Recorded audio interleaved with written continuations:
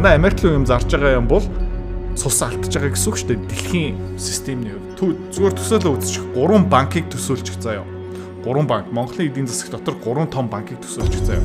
За нэг банкнаас үргэлж мөнгө гараа явдаг. Нөгөө 2 банк руу үргэлж ингээд мөнгө нь ордог хадгаламж харилцаа станц.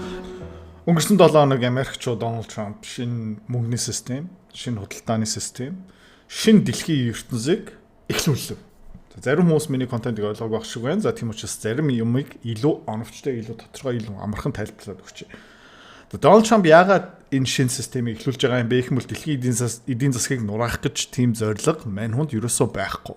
За энэ зургийг та харж байгаа юм бол энэ Питтсбург хотод байршиж байгаа үйлдвэр. Та анзаарж байгаа юм бол энэ зэврээд илэгдээд дууссан үйлдвэр. Яагаад вэ гэх юм бол Америкчууд баг юм үйлдвэрлэхэ болцсон. За хажууд нь та юу харж байгаа юм бэ гэх юм бол 6 игнэ төмөр зам. Монголчууд бид нар иймэрхүү төмөр замыг зүгээр мөрөөдөж байгаа. Тэгээ манайхд одоо ганцхан нэг л игнэ төмөр зам байгаа. Америкчууд дотоод эдийн засаг дэд бүтц төмөр зам гих мэтчлэн бүх юм байгаа. Гэхдээ зэврээд илэгдээд дуусч байгаа. Яагаад тэгж байгаа юм бэ гэх юм бол энэ графикаас та бүгдийг нь харж болно.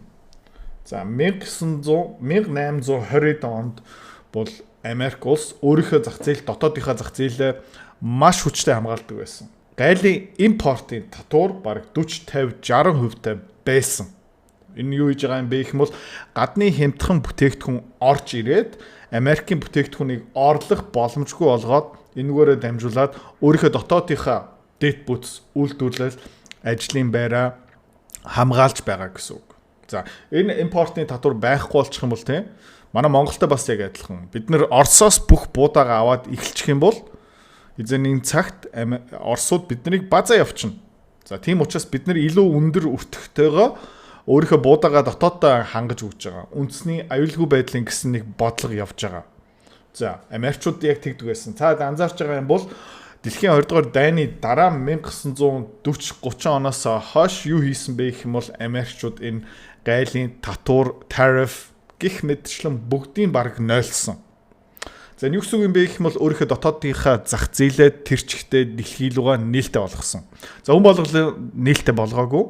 Ерөнхийдөө өөрийнхөө систем дотроо хамтрагч найз түнштэй ер нь бол өөрийнхөө хамгийн том зах зээлээ нээлттэй орхисон. За 2 дугаар дэлхийн 2 дугаар дайны дараа Герман буудаа, Европ буудаа, Япон байхгүй.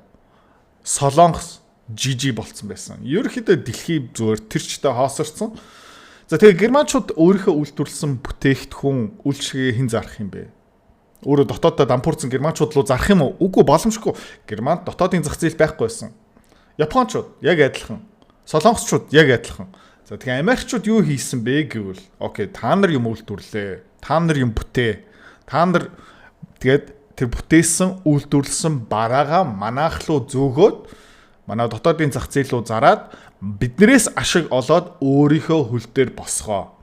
За энэ систем ерөнхийдөө ингээд 70 жил явсан.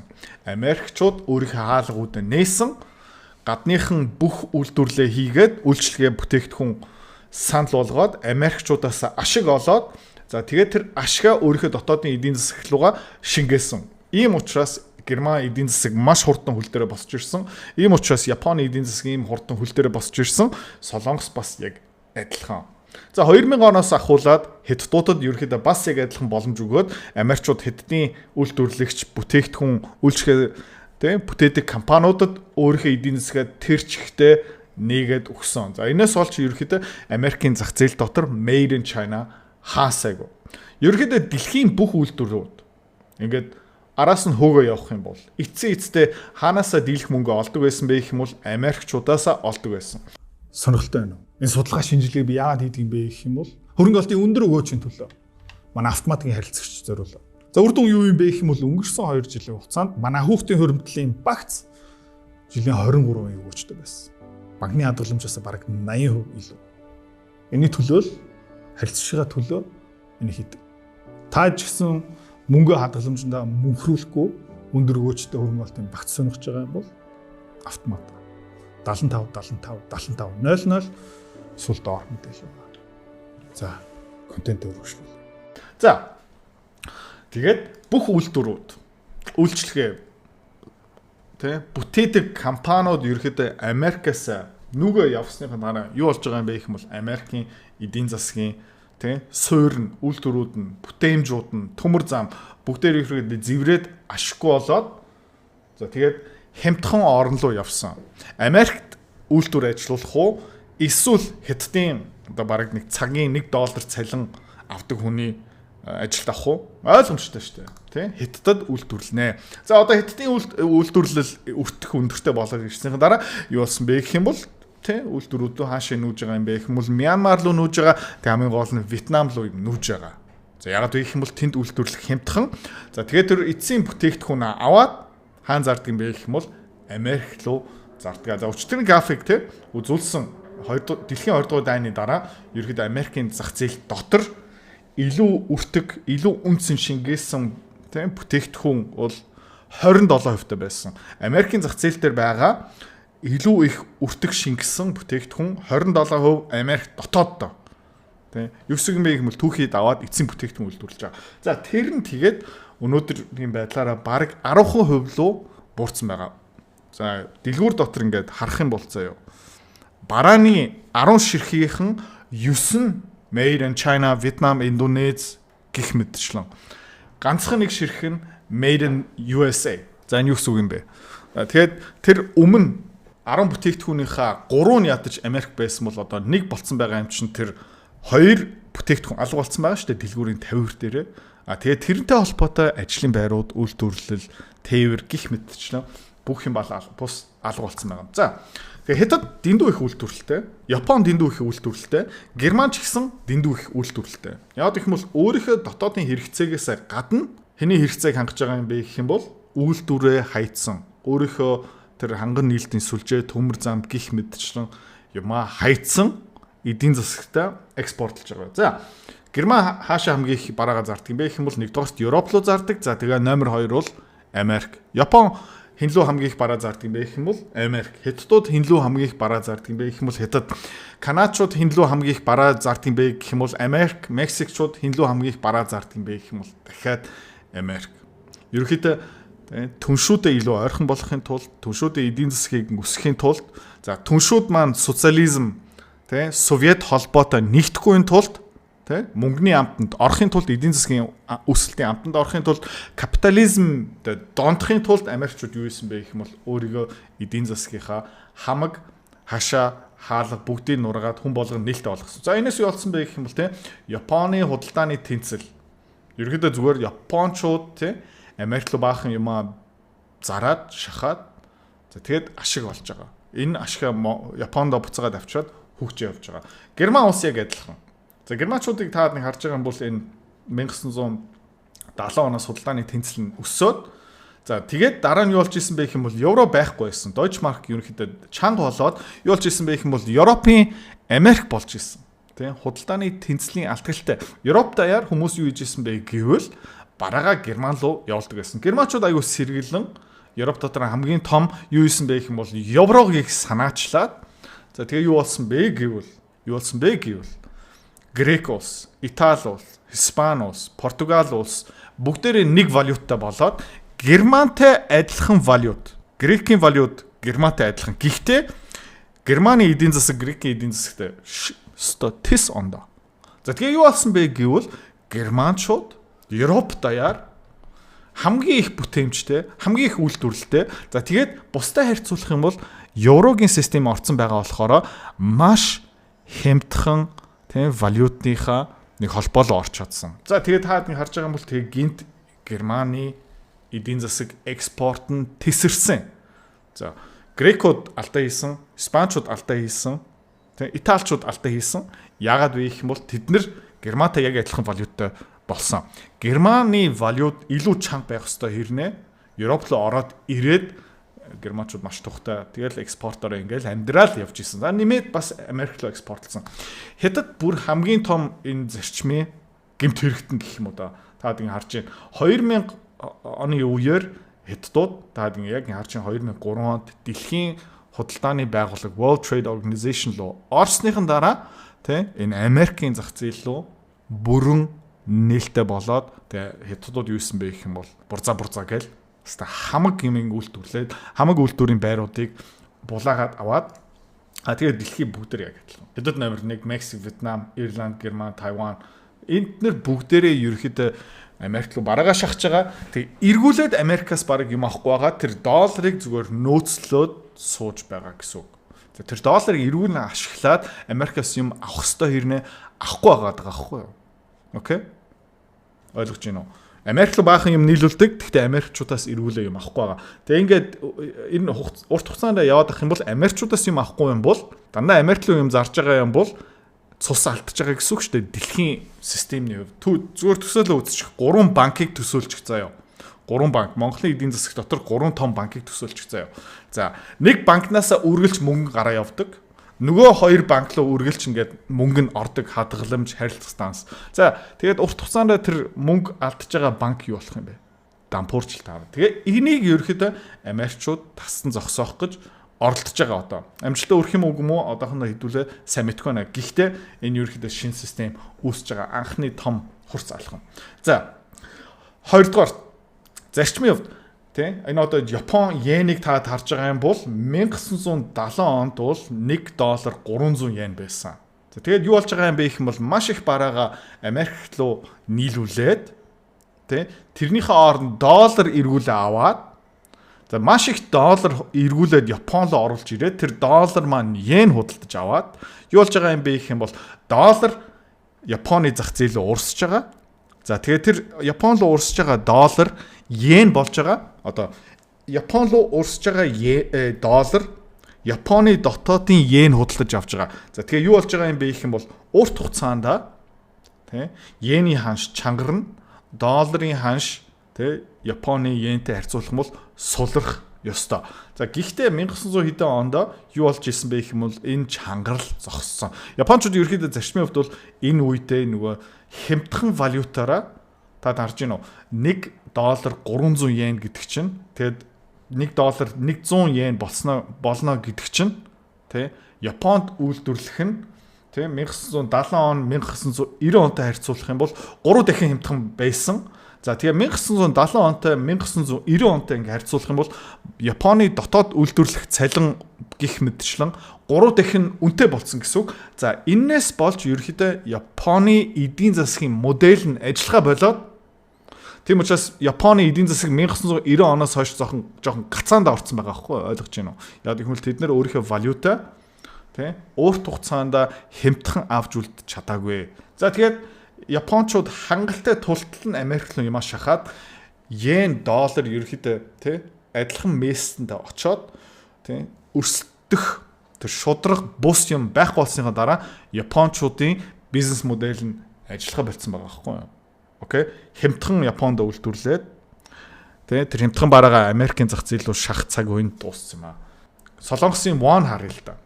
За яг эсрэгээр явж байгаа. Солонгосчууд юу хийж байгаа юм бэ гэх юм бол өмнө Солонгосын вон чанга байсан бол одоо улам суларж байгаа. Солонгосчууд юу хийж байгаа гэх юм бол тий Америкийн зах зээл рүү маш их хэмжээний бараа явуулж байгаа, маш их доллар орж иж байгаа. Гэхдээ тэд нар юу хийж байна гэх юм бол тэр орж ирсэн доллараараа вон худалдаж авахгүй, воныг сул хിവэрэ байлгаж байгаа. Энүүгээрээ дамжуулаад ер нь бол сүүлийн үед Kia, Hyundai гих мэтчлэн экспорт Америк руу маш эрчтэй явж байгаа. Тэгээ солонгосчууд юу хийсэн бэ гэх юм бол сэргэлэн өөрийнхөө дотоодынхаа хөдөлмөрөө хямдхан байлгасан, воныг хямдхан байлгасан. Энэгээрээ дамжуулаад за Япончуудын байр суурийг булаагаад аваад за тэгээ 90-ад оноос ахуулаад солонгосчууд Япончуудыг гүйцэж эхэлсэн.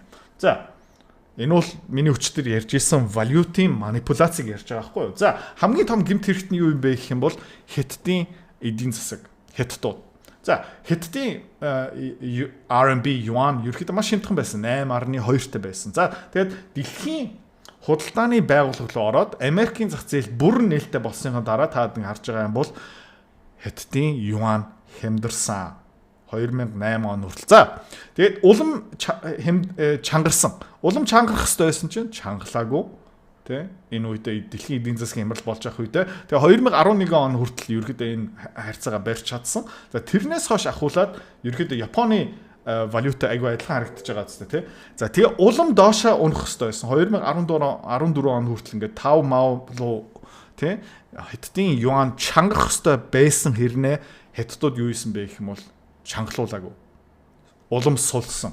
Энэ ерөөхдөө одоо баг нэг 5 мав 5.2 магадгүй бүр 4.8 руу явах хэрэгтэй байсан хэрнээ хиймлэрээ 7.2 дээр явж байгаа байхгүй юу? Хятадын юан хямдхан тий Хятад ажилтнгийн цалин хямдхан, Хятадын газар гих мэдчлэн хямдхан байгаа байхгүй юу? За тэгээд Хятадууд юу хийж байна гэх юм бол өөрийнхөө валюта хиймлэрээ хямдхан үлдээгээд энэгээрээ дамжуулаад Хятадын хөдөлмөрийг Хятадын ажилтнгийг тий үйлдвэр дотор ингээд тэр хүнийг хямдхан байлгаад юм үйлдвэрлээд Америкт руу энэ өнгөрсөн 20 жилийн хугацаанд хийж байгаа тоглоомоо өөрчлүүлэх гээд байгаа байхгүй юу. За энийг ерөөхдөө тий Дональд Трамп зогсоох гэж арга хэмжээ авч байгаа. За нэмээд энэ бүх эдийн засгуудын ажлын байруудыг тий үйлдвэрүүдийг Америкчууд санхүүжүүлж байгаа. За тэгээд энэ бүх одоо худалдаа хаашаа яваад байгаа юм бэ гэх контейнер тээвэр тий Америкийн зах зээл рүү уурсж байгаа. Энэ худалдааны тий дэлхийн 70 худалдааны замыг хэн аюулгүй үлдээж байгаа юм бэ? Хэн хамгаалж байгаа юм бэ гэвэл Америкчууд хамаг үйлдвэрүүд алдсан. Эдийн засгийн нээлттэй болгосон. Америкт баг зарж байгаа бүтээгдэхүүний баг 10-аас 9 made in China, made in Germany, made in Japan гэх мэт шин. За нэмээд энэ худалдааны бүх замуудыг ингээ Америкчууд хамгаалж байгаа. Солонгосыг хамгаалж байгаа, Японыг хамгаалж байгаа, Европыг хамгаалж байгаа. За тэгээд бадсан хөлбөрөөрөө одоо Can someone explain to me? Stephen Millerыг сонсцгоо. We protect and defend South Korea.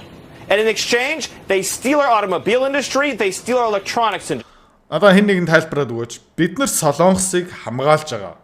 За тэрнийхээ оронд тэд нар манай автомашины үйлдвэрлэл, цахилгаан барааны үйлдвэрлэлийг тэрштэй авцсан. We protect and defend Japan, and in exchange, they close their market to our cars. We protect and За бид нар Японыг хамгаалж байгаа. За тэрнийхээ оронд бид нар автомашиныхаа салбар алдж байгаа.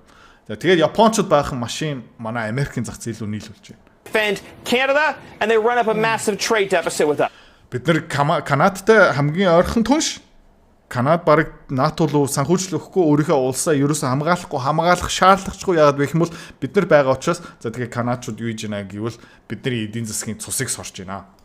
We protect and defend all of Europe at a cost of trillions of dollars over time, and what do? They run an over $300 billion trade deficit with the United States. За тэгээ бид нараас Европыг ингэ тэрчтэй хамгаалж байгаа. Европын НАТОгийн төсвийг дийлэх юм бид нар нийлүүлж байгаа.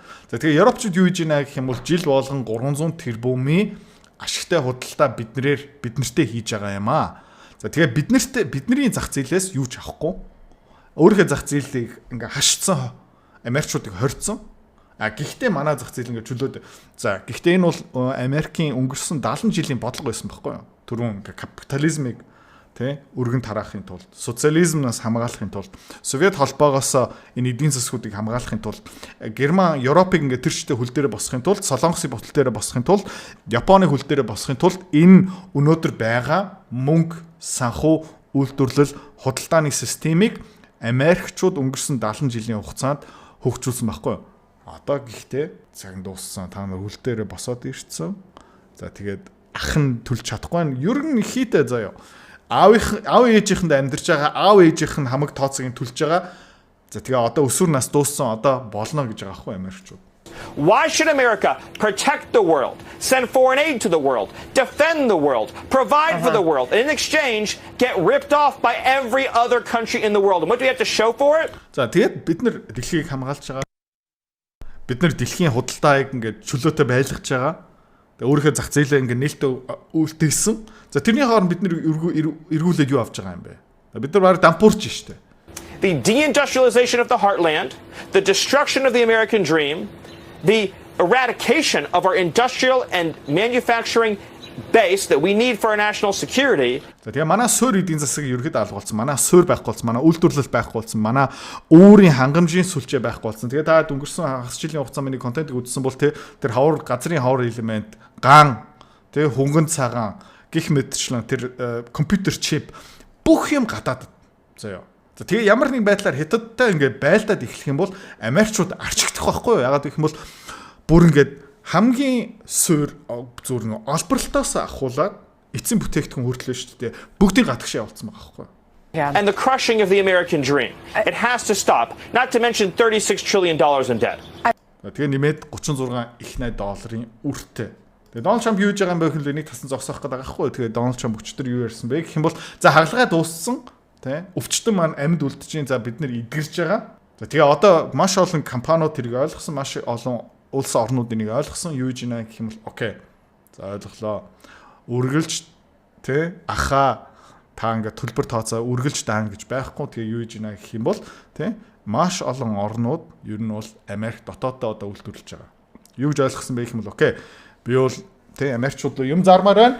За тэгхийн тулд юу хийсэн бэ гэх юм бол Америк дотооддоо тодорхой хэмжээний үйлдвэрлэл явуулах ёстой юм байна. За энэ бол эдийн засгийн докторгүй байдал үүсгэж байгаа. Яг гэх юм бол маш богино хугацаанд энэ өнгөрсөн 70 жилийн хугацаанд үүссэн тээвэр, логистик, мөнгө, үйлдвэрлэл, худалдаа гэх мэт шин бодлого маш эрчтэй, маш хурдан ингээд өөрчлөгдөж байгаа байхгүй юу? Ерөнхийдөө нэг экстрим эмчилгээ. Тэ нэг архичин гинт тэ нэг өдрөөс дараагийн өдөр ингээд архинасаа тэрчтэй гарч байгаа байхгүй юу? За тэгээ мэдээж ин шок болно. За тэгээд юу болж байна гэх юм бол Дональд Трамп энэ дээрээ It's not even believable. And about 6 million jobs. And so it was a sick patient. It went through an operation. За тэгээд энэ үйлдвэрлэл манай эдийн засгийн нүгэд ороод ирчих юм бол ойролцоогоор 6 сая үйлдвэрлэлийн ажлын байр бий болох боломжтой. Ерөнхийдөө Америкийн эдийн засаг маш хүнд өвчтэй байсан юм аа. On Liberation Day, and it's going to be a booming country, a very booming country. It's going to За тэгээд ерөнхийдөө манай эдийн засаг буцаага цэцгэлнэ. Эдийн засгийн бүүн болно. be amazing, actually. And we see it because we have trillions of dollars committed to come in. Trillions. Тэгээ олон их найд доллар гадны орн, гадны компаниуд Америкийн зах зээлийн хөрөнгө оруулалт хийхээ одоо зарласан. Sir, can I ask you, when you say that it was an operation and the patient's healthy now, does that mean you see us as kind of towards the high water mark I in think terms the of how operation. high? За тэгээд та хагалгааны зүүрлэл ашигласан. Тэгээ өвчтөн маань эдгэрч байна. За тэгээ одоо ингээд хамгийн одоо аюултай цэг нь мөн нөө. Тэгээ хамгийн аюултай цэг нь одоо өнгөрсөн үү? The operation's over, and now we let it settle in. You see the plants are starting to construction already. We have many plants. Indiana, massive auto plant. The Honda. Тэгээд ерөөдөө тийм өвчтөн бол өвдөж байгаа одоо орнд нэвтэж байгаа жоохон амьсгаагаа авах хэвээр. Гэхдээ одоо Индиана мужийг ингээ харах юм бол тэндээ Honda гэдэг компани маань үйлдвэрээ барьж байна гэх мэт тийм. And we have so many plants, and they'll be under construction. And as they start to build, you're going to see a lot of construction jobs, and you're going to see a lot of jobs when they open. За тэгээд ерөөдөө том орнуудын том экспортлогч, том үйлдвэрлэгч орнууд ерөөхдөө юу хийж байна гэх юм бол одоо Америкчууд яриад эхэлж байгаа. Ганц нэг орн хин алдсаад байгаа юм бэ гэх юм бол Хятадууд. Гэхдээ та энэ график харж байгаа юм бол тий Хятадууд бол өнгөрсөн 20 жилийн хугацаанд Америк руу ингээд тултал нь нийлүүлсэн. Хятадууд яагаад төл дээр босч ирсэн бэ гэх юм бол энэ тий Америкчууд Хятадыг дэлхийн тий худалдааны байгууллагууд руу оруулсан. Тэгээд Хятадууд бас жоохон жудагтай байх хэрэгтэй байхгүй юу? Миний зүгээс тийм. Тэгээд Вьетнамчууд энийг ойлгосон. Тэгээд дөнгөж сая ер нь бол Вьетнамын нэг төлөөлөгч Америкчуудаа ярьж эхэлж байгаа. Тэгээд миний таамаг бол Америкийн зах зээл дэндүү том, дэндүү ашигтай. Тэгээд ер нь бол тийм маш том орнууд, маш том түншүүд одоо Америк руу ойртоод ирнэ. За тэгээ энэ өөрийнхөө валюта манипуляцсан жоохон дуусна. Тэгээд энэ дэлхийн худалдааны юмыг одоо хамт хамгаалах хэвээр энэ зэвсэг хүчний төсөв тэнцвэртэй болох хэвээр. За тэгээд ерөнхийдөө Америкчууд юу хийж байна гэх юм бол энэ дэлхийг үүрээд явхаа одоо таадын тунд магадгүй тий найзуудаа дандаа даадаг хүмүүс байж магадгүй. Би бас нэг хэсэгтээ ингээд манда явж исэн. Тэгэхдээ ингээд төвчээр алддаг штэ. Чи одоо ямар ичтгүү гар вэ? Тэн чи одоо төлөх гэсэн чи одоо найз мөн үү гэх мэт чи одоо тэр яг шатандаа явж байгаа. Тэгээд энэ эрүүл тийм миний зүгээс эрүүл Америкчууд энийг аль хэдийн хийх ёстой байсан. За одоо ойлгосноо. Ойлгоогүй юм бол хэлээрээ би завгүй. Би дахиад энийг ярихгүй.